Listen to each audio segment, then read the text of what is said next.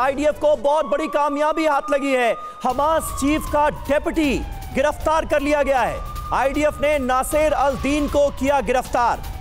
Hamas सरकार में शिक्षा मंत्री रह चुका है नासिर और इसकी गिरफ्तारी हुई है। यह हमास चीफ का डेप्यूटी है जिसे किया गया है गिरफ्तार और यह बड़ी गिरफ्तारी मानी जा रही है। आईडीएफ इसे एक बड़ी कामयाबी के तौर पर पेश कर रहा है। यह शख्स हमास की सरकार में शिक्षा मंत्री रह चुका है। नासिर इसका नाम है, नासिर अल दीन, और इसे इजरायली डिफेंस फोर्सेस ने कर लिया है गिरफ्तार।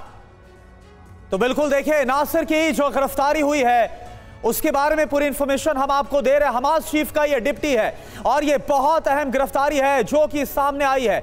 सवाल ये है कि आखिर कौन है, कितना ताकतवर ये है हमास के अंदर। नासिर अल दीन हमास सरकार में पूर्व शिक्षा मंत्री रह चुका है और कहां से पकड़ा गया? नेबलस वेस्ट बैंक से इसकी गिरफ्तारी हुई है। जी हां, किसका खास है? हमास का जो चीफ है इस्माइल हानिया, जो आज की तारीख में बैठा हुआ है दोहा में, उसका ये डेप्यूटी है। आगे क्या? हमास के अंदरूनी नेटवर्क का अब खात्मा किया जा सकेगा। इस्माइल के करीबियों पर आने वाले वक्त में शिकंजा और ज्यादा कसेगा। हमारे साथ दो खास मेहमान भी इस वक्त मौजूद हैं। 60 सेकंड में अपने एक्सपर्ट्स के जरिए समझते हैं कि हमास चीफ का डेप्यूटी गिरफ्तार किया गया है। दत्ता साहब, इसे कैसे देखा जाए? आईडीएफ तो इसे एक बड़ी कामयाबी के तौर पर पेश कर ही रही है, लेकिन अब इसके आगे क्या? देखिए, ऐसा है कि जो ऑपरेशन अभी चालू है ग्राउंड ऑफेंसिव गाजा के अंदर, जो इजरायली फोर्सेस हैं वो बड़े सोचे हुए प्लान के मुताबिक कार्रवाई कर रही हैं और वो स्क्वाश चार्ज पॉलिसी के तहत जो जो टारगेट जो हमास द्वारा इस्तेमाल किए जा सकते हैं बिल्डअप एरिया में, उसको तबाह कर रहे हैं। इसके साथ साथ में वेस्ट बैंक में जेनिन के इलाके में जो रिफ्यूजी कैंप है पैलेस्टाइन के, वहाँ पर भी एक बड़ा अपराइजिंग, उधर से भी कई मिसाइलें लॉन्च करेगी इसराइल की तरफ, खास करके जेरूसलम के आसपास और टेल अवीव।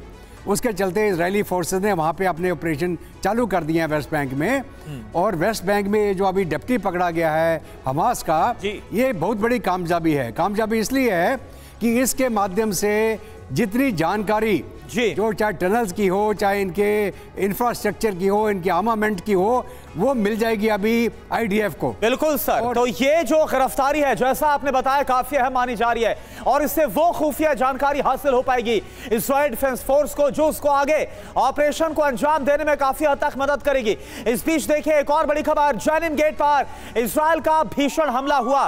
इजरायली हमले में जेनिन गेट ध्वस्त हो गया। जेनिन गेट तबाही की तस्वीरें सामने आई है। तो वेस्ट बैंक में भी लगातार जो पैरेलल ऑपरेशन है वो इजरायली डिफेंस फोर्स का हमास के खिलाफ जारी है और ये तस्वीरें इस वक्त हम आपको दिखा रहे हैं। जेनिन गेट जो कि इजराइल के हमले में पूरी तरह से तबाह हो गया, ये वहीं की तस्वीरें। और जेनिन से ही जो गिरफ्तारी है, वेस्ट बैंक से जो गिरफ्तारी है, वो हमास के डिप्टी की हुई है। यानी कि इजरायली डिफेंस फोर्स का जो ऑपरेशन है वो लगातार तेजी के साथ हमास के खिलाफ आगे बढ़ता हुआ नजर आ रहा है।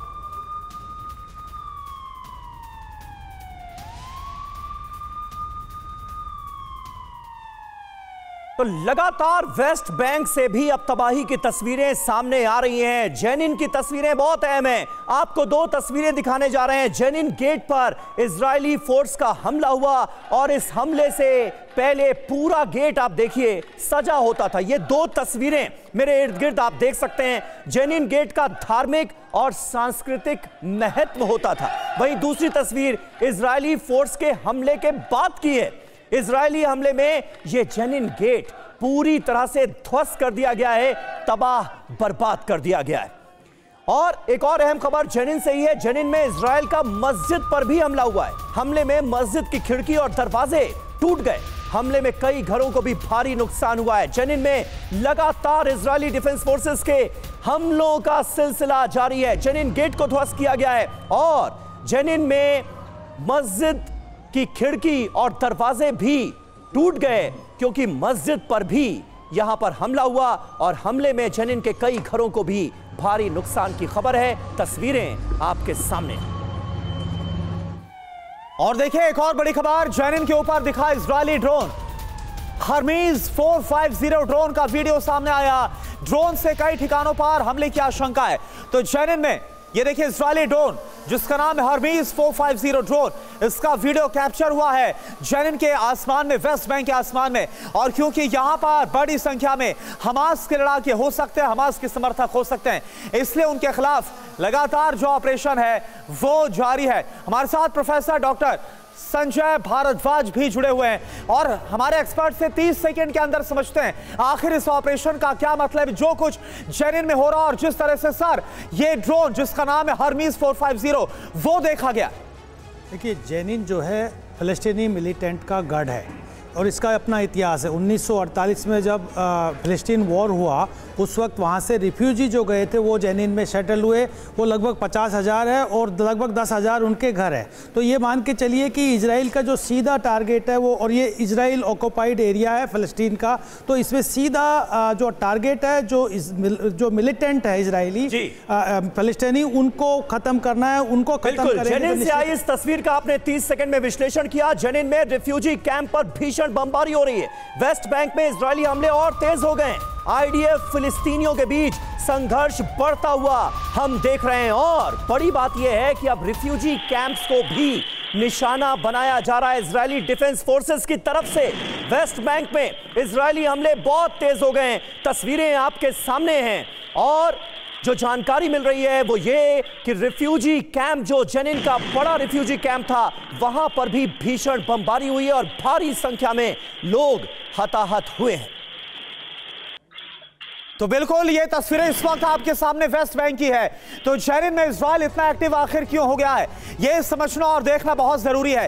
दरअसल आपको बता दें, छिपे हुए हमास के लड़ाके इजरायली फोर्स के लगातार टारगेट पर हैं। इजराइल का दावा है कि जेनिन में हमास के कई लड़ाके छिपे हुए, इसलिए उनके खिलाफ यह ऑपरेशन वेस्ट बैंक में छेड़ा गया है। हमास के लड़ाकों को पूरी तरह से खत्म करना चाहता है इजराइल। साथ ही खबर यह कि हमास के लड़ाकों को पकड़ने के लिए लगातार सर्च ऑपरेशन इस वक्त जारी है, खास तौर पर जेनिन जो कि फोकस बना हुआ है।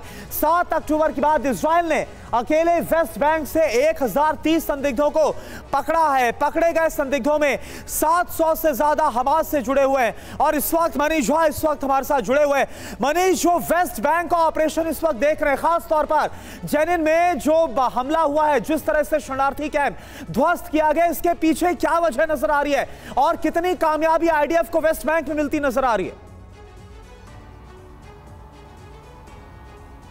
देखिए करुणा, वेस्ट बैंक तो खैर अभी उसी तरह से जल रहा है जैसे तेज धूप में खड़े होकर मैं अभी आपसे बात कर रहा हूँ। वेस्ट बैंक में मैं खुद गया हूँ, मैंने देखा है कि वहाँ पर इजरायली सैनिक किस तरीके से घेराबंदी करके बैठे हैं और वैसे में थोड़ी सी प्रोवोकेशन मिलते ही इजरायली सैनिक और वेस्ट बैंक के लोगों के बीच में अक्सर लड़ाई देखने को मिलती है।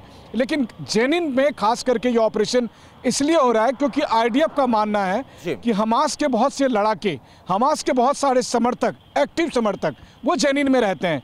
तो हमास के खिलाफ जब ऑपरेशन गाजा में चल रहा है उस वक्त समानांतर तौर पर वो जेनिन में भी अपने ऑपरेशन को चलाए रखते हैं, चाहे वो पॉलिटिकल सपोर्ट हो, चाहे वो आइडियोलॉजिकल सपोर्ट हो या दूसरे और तरह का जो बैकअप है वो जेनिन से मिलता है। बल्कि कहा यह जाता है, कितनी सच है ये नहीं पता, लेकिन लोग कहते हैं कई बार कि जेनिन से जो सुरंगें हैं वो गाजा तक जाती है।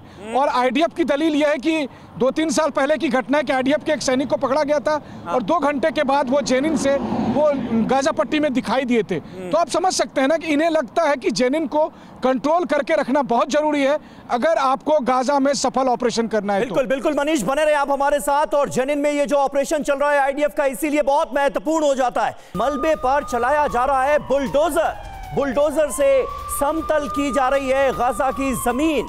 इससे पहले आपने देखा किस तरह से जो ऊंची ऊंची इमारतें थीं गाजा की, उसे जमींदोज कर दिया गया और अब इजरायली टैंकों के आगे आगे चल रहा है इजरायली बुलडोजर, जो कि गाजा में जमीन को फ्लैटन कर रहा है, समतल कर रहा है। दत्ता जी, ये वीडियो देखिए और 30 सेकंड में जरा विश्लेषण करके बताइए कि इसका क्या मतलब है। इजराइल ने कहा था वी विल फ्लैटन गाजा, अब तो वही होता नजर आ रहा है। बिल्कुल, देखिए ऐसा है सबसे मुश्किल जंग होती है फाइटिंग इन बिल्डअप एरिया। अभी फाइटिंग इन बिल्डअप एरिया के अंदर अगर आप बिल्डिंग टू बिल्डिंग क्लियर करेंगे तो आपके जवानों का बहुत नुकसान हो जाएगा। डिफेंडर को हमेशा इसमें प्राथमिकता मिलती है, डिफेंडर हमेशा सेफ रहता है और जो बाहर है वो मारा जाता है। इसलिए इजरायली फोर्सेस बिल्कुल चांस नहीं लेंगे, हर एक बिल्डिंग को ख़त्म करके उसको ध्वस्त करके एरिया को क्लियर करेंगे वो। इसलिए बिल्कुल बिल्कुल दत्ता सर, तो ये बात जो नेतन्याहू ने भी कही थी कि हम मिट्टी मिलाकर रख देंगे, कुछ वैसा ही होता हुआ नजर आ रहा है जो तस्वीरें। एक और सर बड़ी खबर इसका हम रुक कर रहे, गाजा में इजराइल के ताबड़तोड़ हमले, गाजा में एक के बाद एक कई हमले हुए। ये देखिए तस्वीरें भी आपके सामने, इमारतों से धुआं उठता हुआ आपको नजर आ रहा है। गाजा में लगातार इजरायली डिफेंस फोर्स की तरफ से हवाई हमलों का अंजाम दिया जा रहा है एक तरफ, और दूसरी तरफ ये देखिए रॉकेट से जो हमला है, रॉकेट जो फायर किया गया वो आपको साफ तौर पर गाजा के आसमान में नजर आ रहा है। और इसके साथ ही साथ जो जमीनी हमला है, ये धमाके की आवाज आप जरा सुनिए। लगातार 24 घंटे कुछ इसी तरह से धमाके की आवाज से गाजा दहल उठा है, गाजा गूंज रहा है।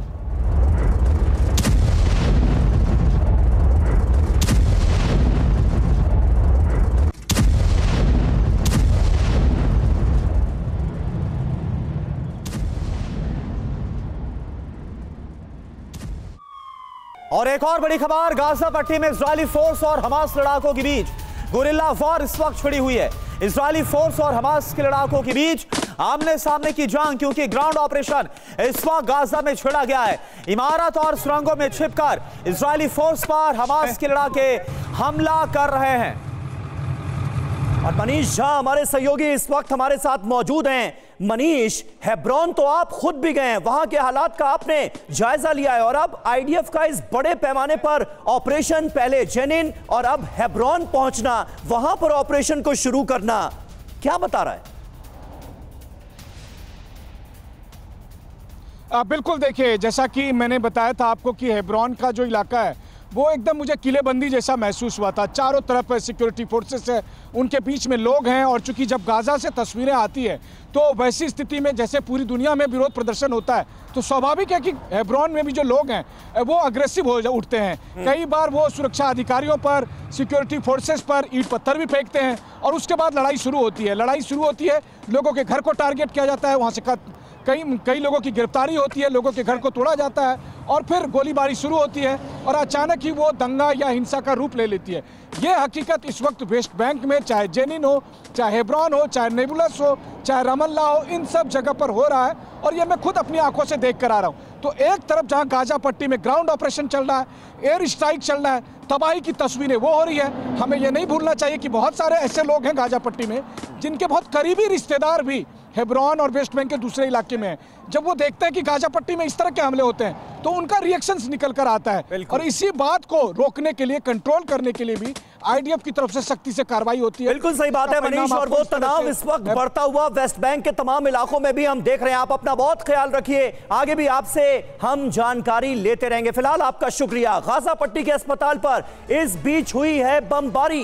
गाजा के अल कुद्स में बड़ा हमला हो गया है, अल कुद्स हॉस्पिटल को बनाया गया निशाना। हमले का वीडियो भी सामने आया है। ये देखिए तस्वीरें, अल कुद्स अस्पताल, जिस पर फिलिस्तीन की तरफ से यह आशंका जताई गई थी कि यहां हमला किया जा सकता है, हमला हो गया है, और हमले के बाद की तस्वीरें आपके सामने। और देखिए अल कुद्स अस्पताल के पास यह हमला हुआ है 60 सेकंड के अंदर। Major general V K. Datta sir, हम आपसे समझना चाहेंगे, लगातार इजराइल के रडार पर आखिर क्यों गाजा के अस्पताल नजर आ रहे हैं, जबकि हम ये देख रहे हैं कि हजारों की संख्या में शरणार्थी हैं, सैकड़ों की संख्या में वो लोग हैं जो इजरायली हमले में घायल हुए हैं इन्हीं अस्पतालों में। देखिए ऐसा है कि इजराइल ने शुरू से ही वार्निंग दिया कि जितने भी नागरिक गाजा के अंदर हैं, नॉर्थ गाजा को खाली करके साउथ की तरफ चले जाएं, और साउथ के अंदर काफ़ी सारे लोग निकल भी गए। जो पूरे आबादी थी इसकी गाजा की, उसमें से 90-95% खाली करके निकल गए। बाद में आपने देखा होगा कि बहुत सारे नागरिक हॉस्पिटल्स के अंदर भी शरण ली उन्होंने, और बहुत सारे जख्मी लोग भी हॉस्पिटल्स के अंदर हैं। लेकिन हमास क्या कर रहा है कि जो हॉस्पिटल्स हैं, मस्जिद है, मॉस्क हैं, स्कूल हैं, इनका इस्तेमाल करके अपने हथियार, असले को छुपा रहा है, अपने हेडक्वार्टर वहाँ से ऑपरेट करता है, और उन्हीं के इलाकों में से छिप के ये मिसाइल लॉन्च करता है या रॉकेट फायर करता है। इसलिए इजराइल को मजबूरन इनको टारगेट करना पड़ रहा है ताकि इनकी जो टनल्स की ओपनिंग है, इनके जो असला हथियार हैं उनको बर्बाद किया जाए ताकि हमास की फाइटिंग। ठीक है, आप ये कह रहे हैं कि हॉस्पिटल्स को भी टारगेट करना इजराइल की मजबूरी है। हालांकि इससे पहले जब अल अहली अस्पताल पर हमला हुआ था तो उससे इजराइल ने इनकार किया था आलोचना के बाद। इस बीच उत्तर गाजा की सैटेलाइट तस्वीरें भी सामने आई हैं। टैंकों के लिए रास्ता बनाते हुए दिखाया गया है। न्यूयॉर्क टाइम्स के हवाले से ये बड़ी खबर सामने आ रही है। उत्तरी गाजा की, नॉर्थ गाजा की सैटेलाइट तस्वीरें सामने आई हैं और इन तस्वीरों में नया क्या नजर आ रहा है? नया यह है कि टैंकों के लिए बाकायदा रास्ता बनाया जा रहा है ताकि इजरायली टैंकों का मूवमेंट सही ढंग से हो पाए। और देखिए, एक और बड़ी खबर आपको बता दें कि किस तरह से यहां पर देखिए 2 तस्वीरें इस वक्त आपके सामने हैं। ये 2 तस्वीरें इस वक्त आप देखिए बुलडोजर से कैसे रास्ता बनाया जा रहा है ताकि टैंकों की, इजराइल डिफेंस फोर्स के टैंकों की मूवमेंट हो पाए। एक और बड़ी खबर आ रही है, गाजा में अल अजहर यूनिवर्सिटी पर हवाई हमला हुआ। यूनिवर्सिटी मौजूद हमास के मिलिट्री बेस पर हमला किया गया। लगातार यूनिवर्सिटी से दागे जा रहे थे रॉकेट और इसी को बेस बनाया था हमास ने। और इसके बाद इस बार इजराइल की तरफ से बड़ा हमला, अल अजहर यूनिवर्सिटी है जिस पर हमला हुआ है।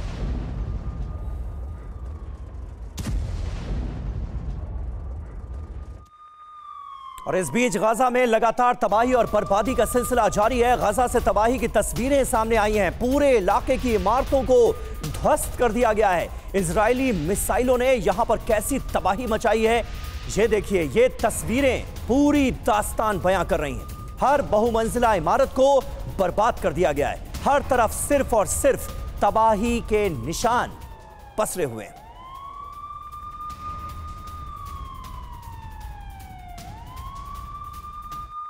तो देखिए, अब आपके सामने 3 तस्वीरें हम दिखा रहे हैं कि पहले कैसा था गाजा, आज तबाही के बाद क्या नजर आ रहा है। लाइव कवरेज गाजा की आपके हम सामने रखते हैं। ये देखिए जरा, पहली जो तस्वीर है, गाजा पहले कैसा था। इमारतें आपको खड़ी नजर आ रही है, यहां पर सब कुछ आपको ठीक नजर आ रहा है। लेकिन यहां से बहुत बड़ी साजिश को रचा जा रहा था जिसको हमास ने 7 अक्टूबर को अंजाम दिया था। लेकिन आज गाजा किस तरह से तबाह हो गया है, यह गाजा की तस्वीर आपके सामने। और हमारे साथ जो एक्सपर्ट है 30 सेकंड के अंदर समझते हैं। संजय सर, 30 सेकंड के अंदर आपसे समझना चाहेंगे ये जो दोनों तस्वीरें हैं, इसमें क्या फर्क नजर आ रहा है और क्या कहानी आपको नजर आ रही है 7 अक्टूबर के बाद की? देखिए, निश्चित रूप से ये आतंक को नेस्ताबूद करने की एक ड्राइव है, लेकिन इसमें आतंक को नेस्ताबूद करने में मानवता भी नेस्ताबूद हो रही है, ख़त्म हो रही है। हॉस्पिटल्स में, यूनिवर्सिटीज़ पे जिस तरीके से अटैक हो रहे हैं, निश्चित रूप से हमास को डैमेज करना है, उनको ख़त्म करना है, आतंकवाद को ख़त्म करना प्राइम ऑब्जेक्टिव है। लेकिन उसमें जो आम आदमी है वो मारे जा रहे हैं। इन लोगों के लिए नई जगह मिस्र में तलाश कर दी है कि वहाँ पे सेटल करेंगे, यहाँ से बिल्कुल प्लेन कर देंगे ताकि हमेशा के लिए। बिल्कुल सही आपने कहा, लेकिन मानवता कराह रही है। साफ तौर पर अगर कहा जाए इस युद्ध के चलते तो ये बिल्कुल गलत नहीं होगा। इस बीच एक अहम खबर है, यूएस हाउस स्पीकर का एक बड़ा बयान सामने आया। ये बयान क्या है? इजराइल को मदद यूक्रेन से ज्यादा जरूरी है, यह कहा गया है। रिपब्लिकन माइक जॉनसन ने यह ऐलान किया है। इजराइल की मदद के लिए वोटिंग करेंगे। कीव को मदद में हो सकती है देरी, यानी कुल मिलाकर एक लाइन में मैसेज यह देने की कोशिश की जा रही है कि यूक्रेन को थोड़ी देर के लिए साइड में रख दिया जाए और पूरी तरह से इजराइल के साथ खड़े हो जाए अमेरिका। और 60 सेकंड में हमारे एक्सपर्ट्स के जरिए समझते हैं कि इजराइल के लिए यूक्रेन को मदद रोकी गई तो रूस क्या जंग जीत जाएगा? भारद्वाज साहब, क्या लगता है आपको? देखिए, मुझे लगता है कि ये भी एक टैक्टिक है जो दूसरा खेमा है कि आपने युद्ध को अमेरिका की एनर्जी को डाइवर्ट कर दिया। जो अभी तक यूक्रेन में जो एनर्जी लगी हुई थी वो अब मिडिल ईस्ट में चली गई। और निश्चित रूप से बात मान के चलिए कि मिडिल ईस्ट में हमास में जो ट्रेडिशनली सपोर्ट रहा है वो यूएसएसआर का रहा है। तो निश्चित रूप से जो रॉक स्टेट्स हैं वो फ़लस्तीन के साथ खड़े हुए आ रहे हैं। उसमें ईरान का साफ साफ नाम आ रहा है, रशिया का नाम आ रहा है और निश्चित रूप से चाइना कभी से ही मिडिल ईस्ट में अपने आप का अपने दम भरने की कोशिश कर रहा रहा था। तो ये यूक्रेन में रशिया को फ़ायदा होगा और उधर अमेरिका, जो कि चूँकि अमेरिका का जो हेड है, जो ब्रेन है, वो जूझ है, वो इजराइल है, उसके लिए वो ज़्यादा खपत करेगा, ज़्यादा अटेंशन देगा, ज़्यादा बड़ी लड़ाई लड़ेगा, क्योंकि अब इजराइल की हार अमेरिका की हार है, यूक्रेन की हार अमेरिका की हार नहीं होगी। अमेरिका उसमें तो जीत रहा था, लेकिन यहाँ सचमुच अमेरिका हार जाएगा, वेस्ट हार जाएगा। इजराइल की जंग जीतना उनके लिए बहुत महत्वपूर्ण है। बिल्कुल, यानी कि यहाँ पर कहीं ना कहीं जो साख है वो अमेरिका की भी दांव पर लगी है। एक और सर बड़ी खबर है, एयरपोर्ट पर हंगामे को लेकर रूस का बड़ा बयान, इजरायलियों पर हमले के पीछे यूक्रेन है। दागिस्तान इलाके के गवर्नर का बड़ा दावा। तो एयरपोर्ट पर हंगामे को लेकर रूस का बयान, इजरायलियों पर जो हमला हुआ इसके पीछे यूक्रेन है। दागिस्तान इलाके के गवर्नर के, देखिए रूस के एयरपोर्ट की तस्वीर आपको नजर आ रही है, हजारों की संख्या में आपको भीड़ नजर आ रही है। और इस बीच जो हमला किया गया एयरपोर्ट पर, जो हंगामा किया गया, इस हंगामे को लेकर ये देखिए तस्वीरें आपके सामने, और जो हमला किया गया इजरायलियों पर, इसके पीछे यूक्रेन है। दागिस्तान इलाके के गवर्नर का दावा है इन तस्वीरों को लेकर, इस पूरी घटना को लेकर। और देखिए बड़ी जानकारी मिल रही है, रूस में 60 प्रदर्शनकारी इस हंगामे के बाद, इस हमले के बाद गिरफ्तार किए गए हैं। दागिस्तान में इन्होंने एयरपोर्ट के अंदर दाखिल होकर अपना विरोध जताया था। एयरपोर्ट पर जो प्रदर्शन हुआ और जिस तरह से यहां पर इजरायली नागरिकों को टारगेट किया गया, उसे लेकर अब एक्शन लिया गया है, कार्रवाई की गई है। 150 प्रदर्शनकारियों की पहचान कर ली गई है, जिन्होंने दागिस्तान एयरपोर्ट के अंदर दाखिल होकर इजरायलियों को किया था टारगेट। और ये वो इलाका है जहां पर रमजान कादिरोव का प्रभुत्व है, यानी चेचन फाइटर्स का गढ़ माना जाता है ये इलाका, वहां पर ये सब कुछ हुआ है।